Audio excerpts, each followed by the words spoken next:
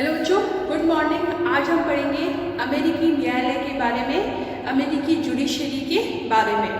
America के अंदर आप सभी को पता है कि संघीय न्यायालय का गठन किया गया है। वहाँ पर फेडरल जुडिशरी को अपनाया गया है और इस फेडरल जुडिशरी को बहुत ही इम्पोर्टेंस दी गई है। वहाँ पर न्यायपालिका को महत्वपूर्ण स्थान प्राप्त है। अमेरिका के अंदर एग्जीक्यूटिव डिपार्टमेंट और पार्लियामेंट्री सिस्टम से जो आपकी व्यवस्थापिका है, लेजिस्लेटर है, उससे बिल्कुल जो है वह स्वतंत्र है न्यायपालिका। मतलब तीनों जो है वह अपने अपने डिपार्टमेंट में जो है वह बिल्कुल स्वतंत्र है। इसलिए अमेरिका के अंदर एक ऐसी सत्ता की स्थापना की आवश्यकता थी जो कार्यपालिका और व्यवस्थापिका से उत्पन्न विवादों को हल कर सके। एग्जीक्यूटिव डिपार्टमेंट से और लेजिस्लेटिव डिपार्टमेंट में जो भी डिस्ट्रीब्यूट होते हैं उनको सॉल्व करने का काम जो है वो जुडिशरी को दिया गया। अमेरिका के अंदर सेपरेशन ऑफ पावर किया गया है, शक्तियों का विभाजन किया गया है। वहाँ पर सेंट्रल गवर्नमेंट और स्टेट गवर्नमेंट के बीच में शक्तियों का विभाजन किया गया है, जैसे कि इंडिया के अंदर होता है। अमेरिका आप सबको पता है कि एक यूनियन है जो 50 राज्यों से मिलकर बना हुआ एक संघ है और केवल एक डिस्ट्रिक्ट है अमेरिका के अंदर, उसका नाम है कोलंबिया। अब हम लेते हैं कि अमेरिका में संघीय न्यायपालिका का गठन कैसे हुआ है। अमेरिका के अंदर भारत की तरह जो है न्यायपालिका का गठन किया गया है। इसमें भी न्यायपालिका को 3 लेवल में बांटा गया है। 3 लेवल में सबसे नीचे की ओर है डिस्ट्रिक्ट कोर्ट, ओके। उसके बाद में है अपील कोर्ट, जिसको सर्किट कोर्ट्स ऑफ अपील भी कहा जाता है, और सबसे हायर लेवल पर है आपका supreme court. Same as India की तरह वहां पर भी क्या है, एकीकृत न्यायपालिका का गठन किया गया है।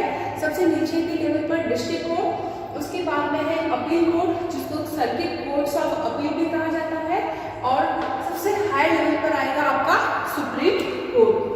सबसे पहले हम लेते हैं डिस्ट्रिक्ट कोर्ट के बारे में। डिस्ट्रिक्ट कोर्ट की टोटल संख्या यूएसए के अंदर 94 है। टोटल डिस्ट्रिक्ट कोर्ट यूएसए के अंदर 94 है। वहां पर हर डिस्ट्रिक्ट में, हर स्टेट के अंदर जो है वह एक डिस्ट्रिक्ट कोर्ट की स्थापना की गई है। प्रत्येक राज्य में एक डिस्ट्रिक्ट कोर्ट जो है वह रखा गया है, बनाया गया है, और इस डिस्ट्रिक्ट कोर्ट के जो जजेस होते हैं उनकी मैक्सिमम संख्या 16 से ज़्यादा नहीं होनी चाहिए। जजेस की संख्या जो है मैक्सिमम 16 होती है, इससे ज़्यादा जजेस नहीं होते हैं। और डिस्ट्रिक्ट कोर्ट को जो है वह प्रारंभिक क्षेत्राधिकार दिया गया है, प्राइमरी जुडिस्डिक्शन का अधिकार जो है वह प्राप्त है। इन डिस्ट्रिक्ट कोर्ट को दीवानी मामले और फौजदारी मामलों में अपील सुनने का अधिकार प्राप्त है। दीवानी केसेस में ऐसे मामले आते हैं जो पैसे से रिलेटेड होते हैं, और फौजदारी मामलों में ऐसे मामले होते हैं जो हत्या है, चोरी है, डकैती है, लूट है, रेप है, इससे रिलेटेड होते हैं। तो दोनों टाइप के केसेस की सुनवाई इन डिस्ट्रिक्ट कोर्ट में की जाती है। हर स्टेट के अंदर ये कोर्ट स्थापित किए गए हैं और उनको जो है केवल प्रारंभिक क्षेत्राधिकार दिया गया है, प्राइमरी जुडिस्डिक्शन का अधिकार इनको मिला हुआ है। यहाँ तक क्लियर। फिर हम बात करते हैं the circuit courts of appeal. The circuit court of appeal, जिसको हम संघीय अपीली न्यायालय भी कह सकते हैं। संघीय अपीली न्यायालय भी इनको कहा जा सकता है। सबसे पहले यूएसए के अंदर केवल डिस्ट्रिक्ट कोर्ट थे और सुप्रीम कोर्ट था, लेकिन बाद में सुप्रीम कोर्ट का जो है वो वर्कलोड बढ़ने के कारण इन न्यायालयों की स्थापना की गई। इस अपीली न्यायालय की स्थापना की गई। अपीली न्यायालय जो है वह डिस्ट्रिक्ट कोर्ट के ऊपर होते हैं और निचले न्यायालयों के निर्णय के विरुद्ध अपील जो है इनके अंदर की जा सकती है। इनको अपील सुनने का अधिकार होता है। निचले न्यायालयों के निर्णय के विरुद्ध अपील जो है अपील कोर्ट के अंदर की जा सकती है। और अपील कोर्ट की स्थापना जो है वह डिस्ट्रिक्ट कोर्ट और सुप्रीम कोर्ट के बाद में हुई है। टोटल इनकी संख्या 13 है। अपील कोर्ट की संख्या जो है वह टोटल 13 है, ठीक है। और डिस्ट्रिक्ट कोर्ट की संख्या जो है वह कितनी है बच्चों, 94 है अभी प्रेजेंट के अंदर। अब हम थर्ड लेंगे supreme court. Supreme court appeal court के निर्णय के विरुद्ध अपील जो है सुप्रीम कोर्ट के अंदर की जा सकती है। सुप्रीम कोर्ट को यूएसए के अंदर 1779 के एक्ट के तहत इसका गठन किया गया, इसको जो है वो डेवलप किया गया 1779 के एक्ट के तहत।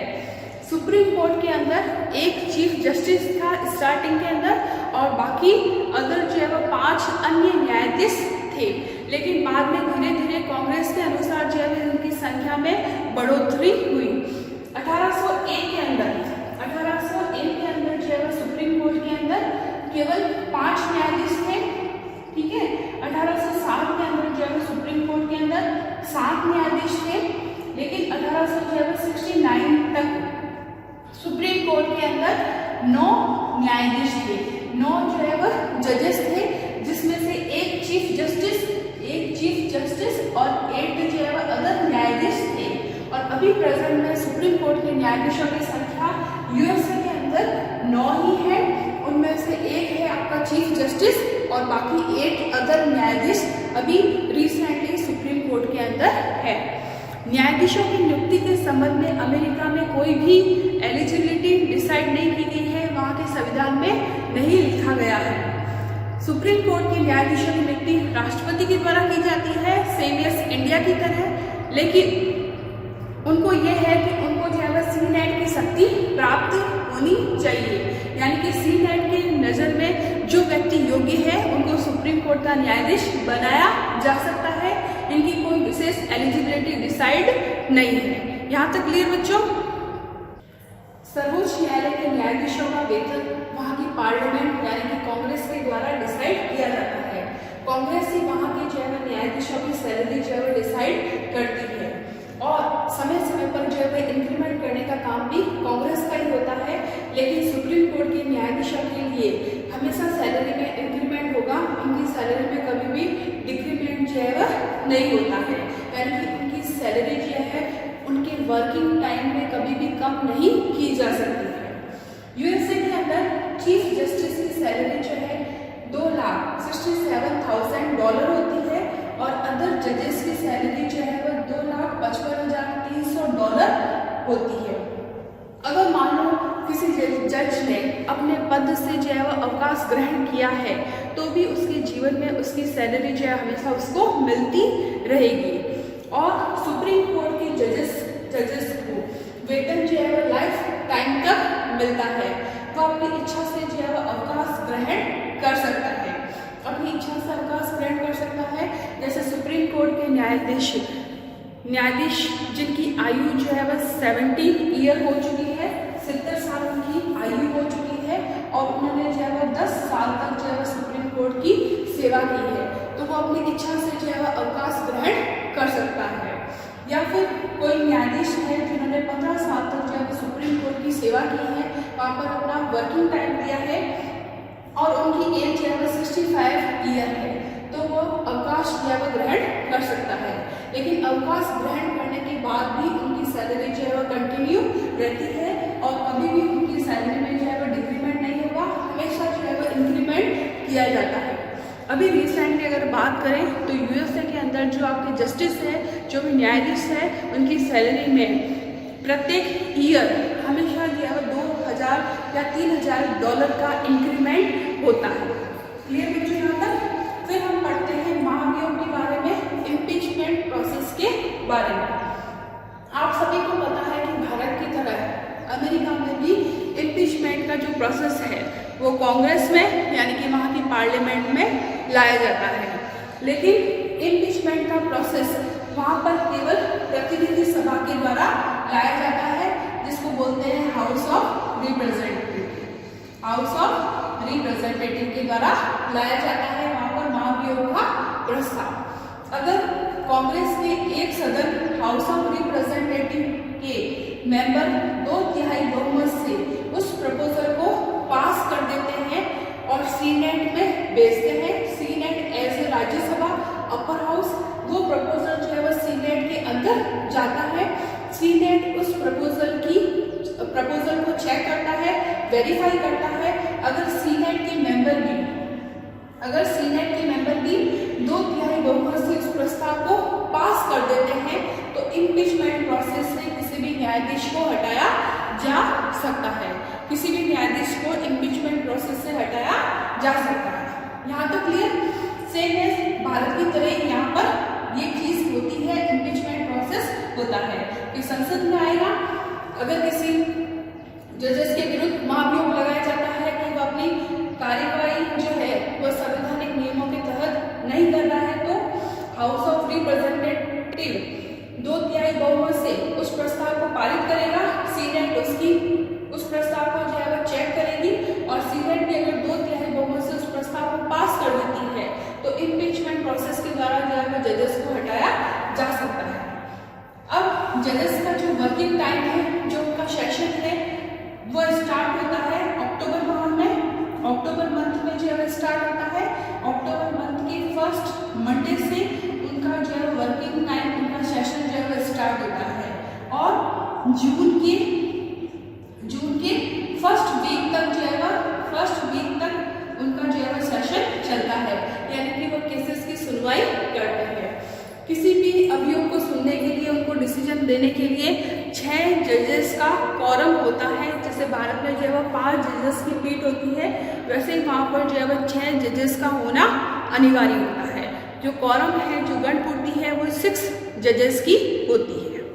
सुप्रीम कोर्ट में 2017 तक इम्पीचमेंट का जो प्रोसेस है वो 15 जजेस के खिलाफ जो है वह लाया गया, लेकिन उनमें से जो है वह केवल 8 जजेस पर ही इम्पीचमेंट प्रोसेस की कार्रवाई के द्वारा उनको हटाया गया। ठीक है, इम्पीचमेंट प्रोसेस तो जो है बहुत बार लाया जाता है, लेकिन कार्रवाई के द्वारा जो है वह हटाने का काम बहुत ही कम होता है और केवल 8 जजेस को जो है 2017 तक इम्पीचमेंट प्रोसेस के द्वारा हटाया गया।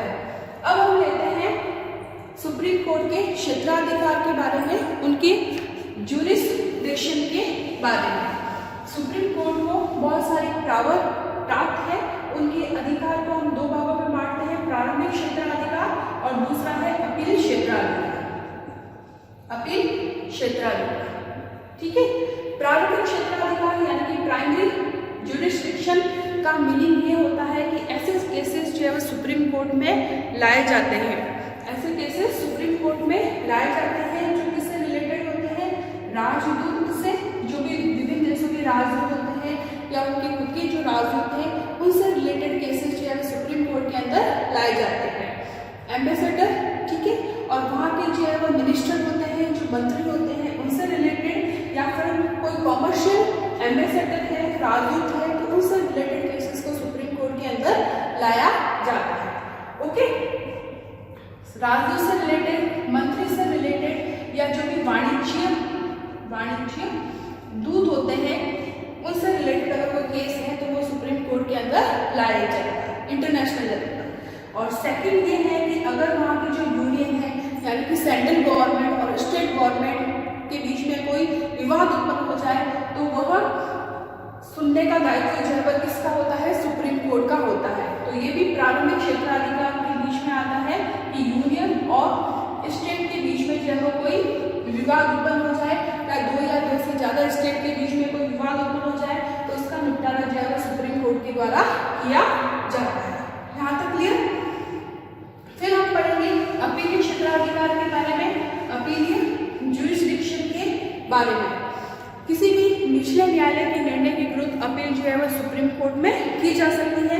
राज्यों के जो भी न्यायालय हैं उनके निर्णय के विरुद्ध अपील केवल सुप्रीम कोर्ट में की जाती है, किसी भी संघीय अपीलीय न्यायालय में नहीं की जा सकती है।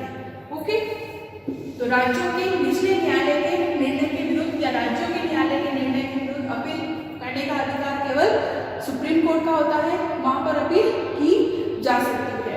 लेकिन कांग्रेस ने 1925 के एक्ट के जरिए अपील के क्षेत्राधिकार को कुछ सीमित कर दिया है। अब कैसे सीमित किया गया है? अगर मान लो कि किसी राज्य ने किसी संघीय कानून को, संघीय कानून जो कि आपकी सेंट्रल गवर्नमेंट के द्वारा बनाया गया है, फेडरल लॉ बनाया गया है, या फिर गवर्नमेंट के द्वारा कोई ट्रीटी की गई है, संधि की गई है, तो राज्य उसको यह कहकर जो है वो वॉइड घोषित कर सकता है कि यह संविधान के विरुद्ध है, अनकॉन्स्टिट्यूशनल लॉ है और अनकॉन्स्टिट्यूशनल ट्रीटी है, तो राज्य उसको असंवैधानिक जो है वो घोषित कर सकता है। तो उसके निर्णय के विरुद्ध अपील जो है वो सुप्रीम कोर्ट में की जा सकती है। दूसरा यह है कि राज्य ने कोई कानून बनाया है, स्टेट भी अपने लेवल पर कोई कानूनों का गठन जो है वो कर सकती है।